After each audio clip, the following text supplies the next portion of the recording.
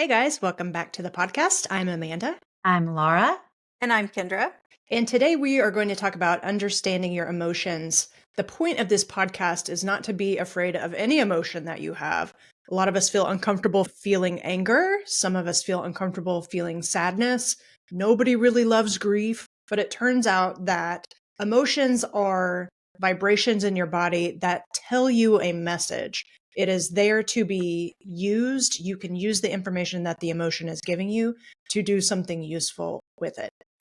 These definitions are actually from a social media post by Nadia Adesi.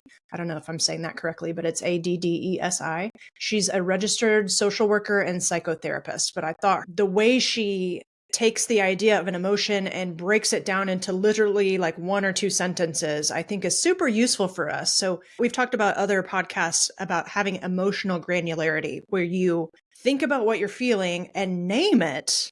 That's step one. It gives you such ownership and almost even distance from what's happening to you so that then you can observe it and do something with it. So Laura's going to start us out. Thank her. Yes. I do love how she's broken these down into just a couple of sentences. But of course, we will discuss a little. So the first one is anger, which she calls energy with a purpose.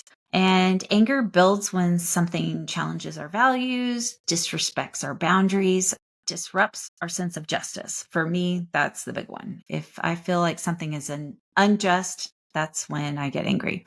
And her suggestion is, instead of letting it take over, turn it into change. And when I'm talking with clients who are feeling a lot of anger, I kind of consider anger a secondary emotion. Like there's always something under it, like sadness or that feeling of, injustice. And so looking at what's generating the anger is super helpful. And if there's an emotion underneath it, also very, very helpful. Arpita Gupta DePalma that came on, and she primarily coaches on anger. Many times it is something like it feels better to feel angry than hopeless, or it feels better to feel angry than despair or whatever it is. But I do think that this is pointing out that sometimes anger can be primary when it is one of these things. If you're angry because somebody didn't put their trash away or something, then you got to question, is it really anger or is it disappointment? Or is it really anger or is it frustration? Right. But if there's something really unjust, whatever, I think anger can be appropriate. Oh, absolutely. I think it's inappropriate not to have anger in the face of injustice sometimes because it motivates to change. Yeah, I think it's an easy one to hide behind, though. I mean, just like we've talked about before, Brene Brown and her research, on the average, people even could name 3 emotions, and anger is one of them, because I think that's a safe place for people to go because it's very protective. I mean, energy giving, but it allows us to protect ourselves, right? So like that primitive brain in the cave thing, if you get angry and it provides energy, you're going to protect yourself, even though like it might be something else, like, betrayal or humiliation or whatever it really is. I think that's a safe place. I know anger was my safe place. Yeah. Well, I think there's a whole segment of the population too who it was not okay for them to be sad or feel helpless or vulnerable. And so the default is going to be anger. It feels 100%. much more empowered. That's just good awareness. And then I do think it's Brene that says, you've got to turn that anger into something. It is energy, but you can't just stay angry. You need to turn it into forward progress or channel that energy into something useful. Otherwise, that's when you're going to get, blood pressure problems or, whatever. Right. And it's not always, I mean, it's kind of frowned upon to just punch people in the throat, which is like what you really want to do. Totally. Yeah. Yes. So that's anger. Guilt, she defines as a sign that your actions don't align with your values. Let it guide you, not punish you. And guilt is referred to as healthy shame. I know Brene doesn't like using shame at all, but some psychologists use healthy shame as a synonym for guilt. And toxic shame is, so where healthy shame is, I did something bad or something that didn't align with my values. Toxic shame is I am bad and I'm worthless. And that is never true. So where she says, let it guide you, not punish you. That is the key. So if you notice that you're feeling guilt, and just be curious about where you're acting and not in alignment with who you want to be. And if your brain tries to tell you you're a horrible person, notice that and decide if you want to keep believing that. I would offer that you ought to get your brain to calm down and realize your self-worth. But that's up to you. I think this is one that can show up as anger a lot. I think in physicians Mhm. too, because there are a lot of things that I think challenge not only our personal values, but the values that we have when we take the oath to like practice medicine and do no harm. And Mhm. I think this one for me, when I peeled back some of the stuff that I would get angry about at work, it was guilt. It was like, I didn't Mhm. want to choose this behavior or choose this whatever it was. Like, I didn't want to choose to leave 50 people out in the waiting room. Like, I feel like everyone should be seen timely. Like, that aligns with my values, whatever. Mhm. And so this was a big one for me. And also to not go into the shame saying Mhm. I'm a bad doctor because I'm not aligned with 50 people out in the waiting room. That was a real big differentiation for me to make, that it was really just guilt because I was feeling bad. I just wanted to see all those people. I know they were sick. I know they were suffering, and I wanted to help them. Yeah. Well, and I would also say though, you weren't even in control of that. So I'm not even sure that you should have felt any guilt because you did the best you could. I look at it as like, That didn't know that. yeah, Mhm. no. Like sabotage. Yeah. Right. Everyone's a saboteur. I saw something funny one time that was like, if you're having guilt, good. You're not a sociopath or Right. psychopath. They don't have any guilt. Check. So it's just don't turn it into this toxic Yeah, for sure. self-flagellation thing. It just means I did something that is not in alignment with my values. How am I going to go make it right? That's Yeah. super useful. Yes, absolutely. Okay, next, frustration is the feeling of being stuck between effort and outcome. Huh, that one sounds pretty familiar. That's Yeah. really probably a lot of what you're feeling too. Okay, when Yeah. Yeah, that for waiting sure. room is full of 50 people and you can't do anything about it. Yeah, for Mhm. sure. It's a sign that something isn't working. Either shift your approach or your expectations. And in that situation, it's probably your expectations that you have to shift, knowing that you can control what you can control and you can't control how many people decide to show up that day. Right. I would say Yeah, for sure. frustration's going to be a big thing working in medicine is that the systems change so slowly. We never stop trying to change it, but like it might be huge for your mental health to adjust your expectations, knowing that it is going to take a long time. Adjust Yeah. your expectations while you're working on the change. Yeah. I was just going to say, there are not many things that can help you feel better fast than lowering your expectation.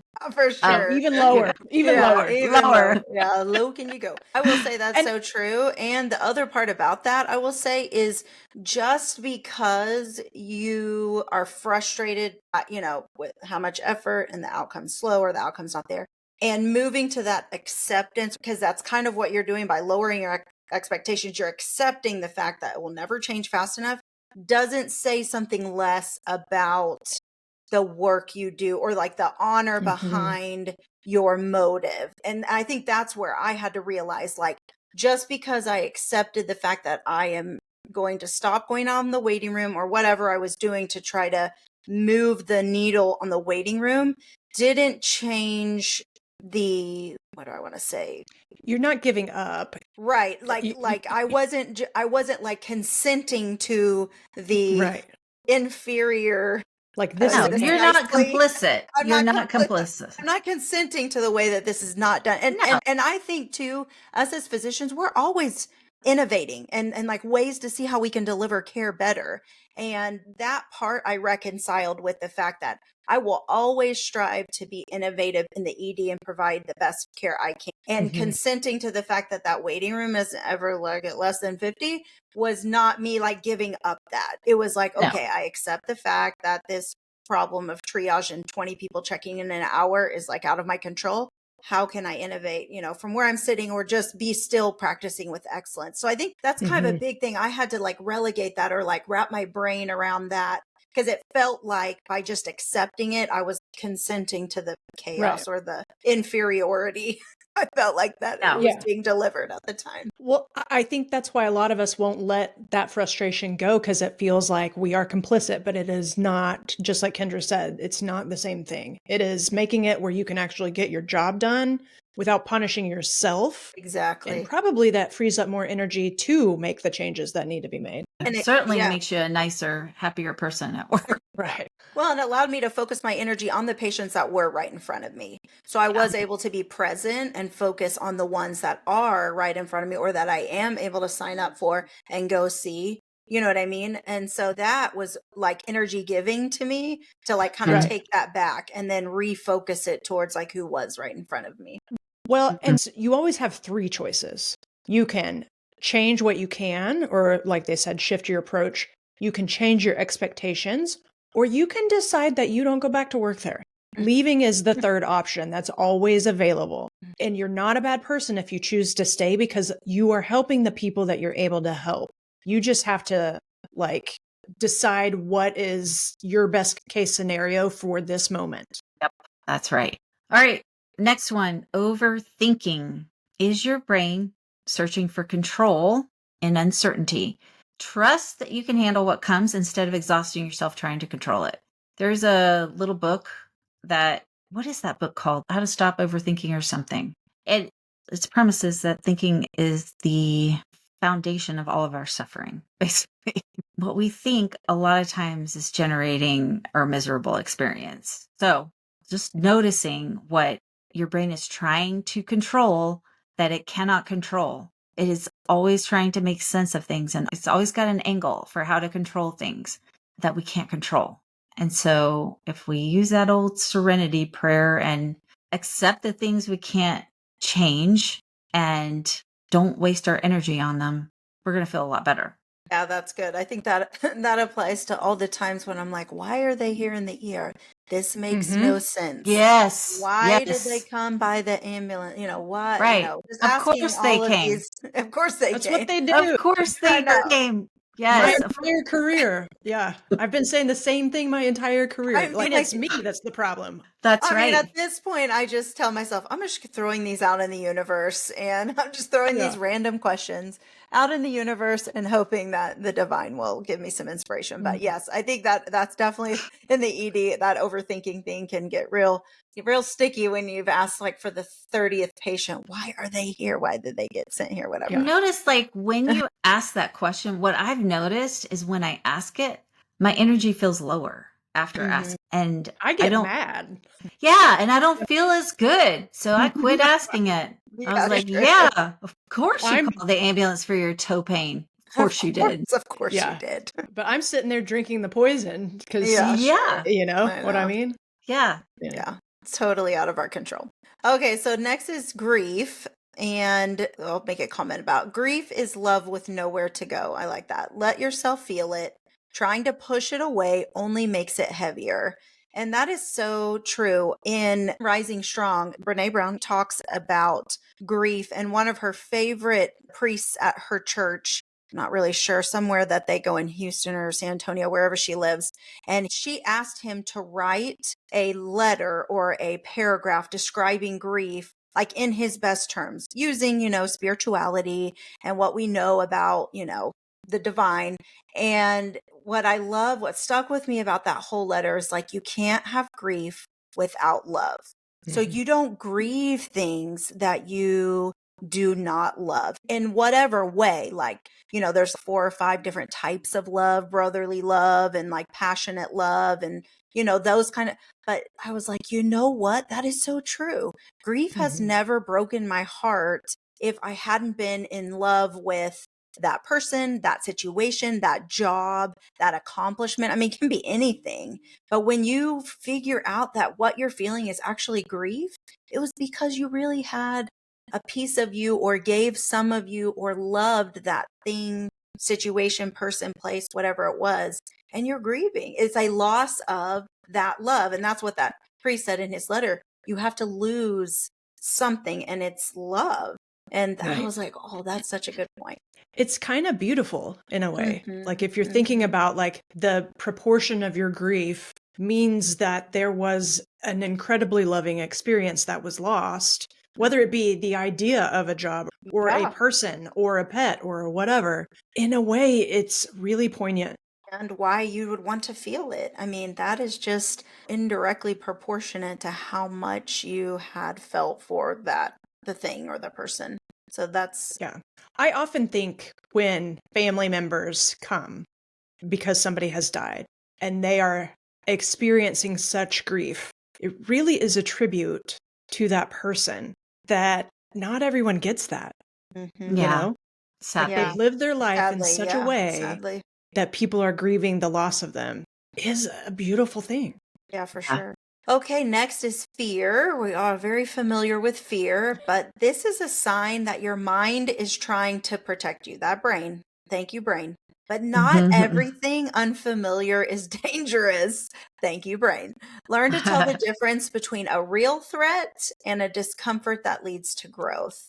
And that's huge. That's well put. Yes. This will keep you out of a lot of trouble. I still haven't figured it out entirely. So, It's not always a bear, guys. It's not always a bear. nope. The bear is not always attacking. Okay, then we have sadness, which is a very familiar emotion. Like we said, happy, sad, mad usually tends to be the three most common emotions people can describe. And so sadness is your mind slowing down to catch up with what's happened, which is lovely. Letting yourself feel isn't weakness, it's processing. Wow, if we could all just shift that a little bit.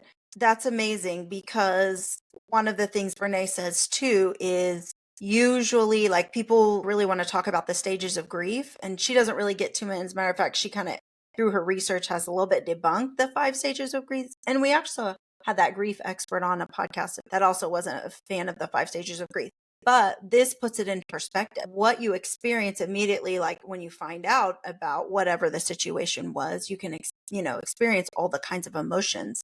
And how beautiful that when you finally actually sit down and the grief turns to sadness, that you're actually in the processing stage. Like you've gone beyond the shock, the anger, the whatever else showed up first, or that maybe you were more comfortable with. That when you do actually sit down to think about or to feel it, you're in processing. That can be Yeah. really healing.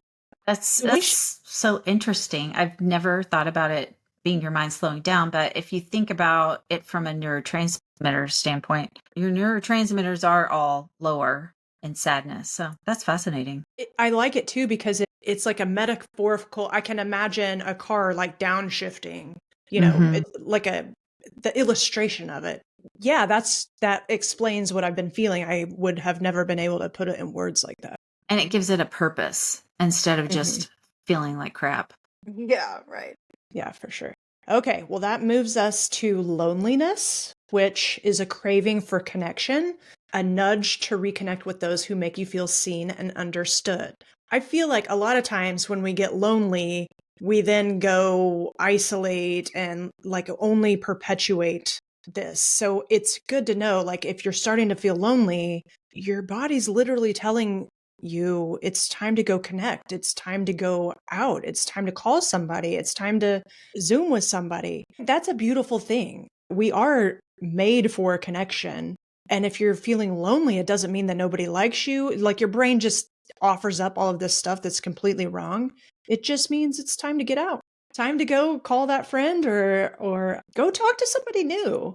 That is such a useful thing to know because you can do something about that once you realize what it's telling you. Yeah. And playing video games probably isn't going to get you there. So Not distracting. exactly. Yeah, distracting. That's what I was I gonna distract say. from it. Yeah, And that's not going to get you that connection. Don't feel the discomfort, realize what it's telling you, and then you can go do something about it rather than running from it. But I also think on the flip side, be careful that like you don't go connect on a superficial level. It's not the connection just to be with someone else and feel a touch or a hug or whatever it might be, because that really isn't going to get down to complete your real desire to connect. It also hopefully is in line with your integrity. So if you are feeling lonely in your own marriage, that is a sign maybe it's time to go to therapy, reconnect. That can be a really loud screaming sign that it's not as it should be. So rather than do something destructive, take that as a sign it's time to start doing something constructive. Marriage is not easy. Nope. So it's time to get going on reconnecting with the commitment that you've given. Absolutely. Laura's going through some intensive couples. She will be a couples, not therapist. What's it called? Coach. Yes. Yes. And it is so good. I love it. Yes. And one thing that I have learned is that loneliness and problems are pretty much universal in marriages at one time or another. The guy that I'm training through, Terry Real, coined the term normal marital hatred. I love that. I love when he says that. I'm like, oh, I feel so validated. I know, but we only get this picture of what we think that it's supposed to be, and it's not real. For sure. Yeah. Especially even in marriage for any given time. Like, more than 6 months. Phase. Yeah, that's what I'm going to say. Right. Past the honeymoon phase, guess what? We see you. That's what I regretted about, like, I felt like every mom with a newborn was just like blissful, and I wasn't. And I thought, like, but now I know nobody's talking about this like really rough transition with no sleep. Like, I try to be like, hey, it ends. I just want you to know that. And it's not that long, but if you're feeling a little wild, and I will tell you, no one tells you that it's not just the newborn. Like, it's the transition. Your kids go through transitions. And every transition is like heart-wrenching for a mama. I'm just telling you, this, like me having a son going into being a teenager and my daughter going off to college. Like, I feel like no one talks about that. Actually, it never ends. Like, there are these significant transition moments that you're like, oh, I just had this down. And then like, psych, new season. Yeah, for sure. Okay. So then disappointment is the next one, which is a sign that something didn't meet your expectations. Your expectations were here and they didn't happen. That's good to know. It's good to assess, were my expectations too high? Was there something else that could have been done? How can I facilitate meeting my expectations next time? We tend to get like very frustrated and angry and disappointed, but we haven't even been honest with ourselves sometimes. We haven't communicated our expectations sometimes. We have not made it very easy for those expectations to be met. It's just interesting. If you're feeling disappointed, it didn't meet your expectations. Perfect. So you can adjust. This is not the time to shut down. And if it's for the medical system, just lower them way, way down. Like lower. Going. Even lower. We have to laugh or we'll cry. Yeah, for sure. Okay. All right. Next is boredom, which I like her explanation of it, is unused creative energy. It's not that there's nothing to do.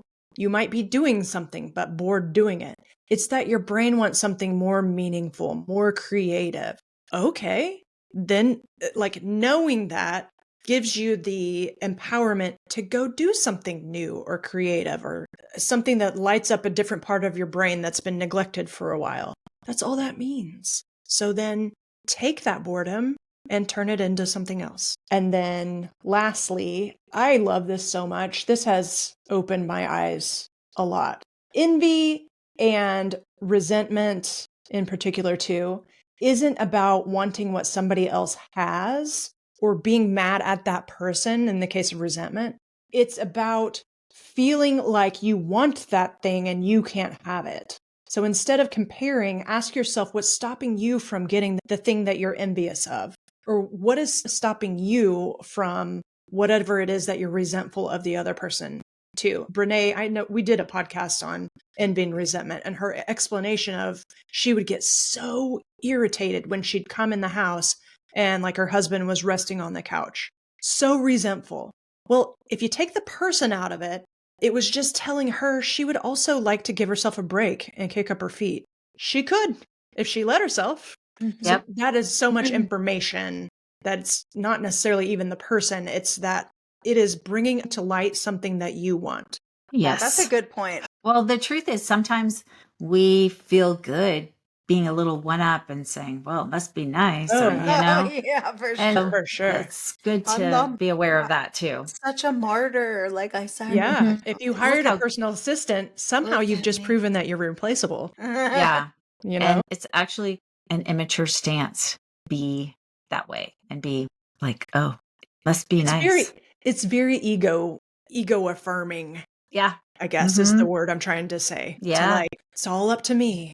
You're right. The world would just Yeah. stop turning if I But do like these just things. knowing that Yeah. was envy, like that came more Yeah, from I yeah. was envious of that thing of like wanting to wake up in a day where I didn't have to take anyone anywhere. I didn't have to be at work. I didn't have Yeah. anything, you know, like when you peeled it all back, I was like, oh, I just need to make a day of like a free up I day, can a do free day, this. or I could do Yeah. this. Plan it, even if Watch I have me to schedule plan it. it. Yeah, watch Yeah. me put it on the calendar. I think Yeah. a lot Watch of me these disappear. emotions, exactly. A lot of these emotions, once you understand what they are so useful because it's like, oh, that's what I need. And Yeah. then, It's giving you information. yeah. That's so great. Well, I hope you guys have enjoyed this today. We have been candid about it, but sometimes it's easier to swallow that way. But if any of this has helped, please leave us a review. We'd love to hear from you.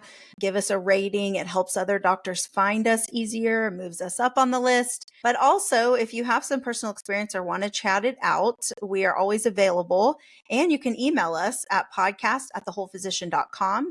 We also have a new video we'd like to tell you about, how to crush physician burnout for good without cutting back hours, quitting medicine, or sucking it up in silence. Scroll down in the show notes for all these links and check them out today. So until next time, you are whole, you are a gift to medicine, and the work you do matters.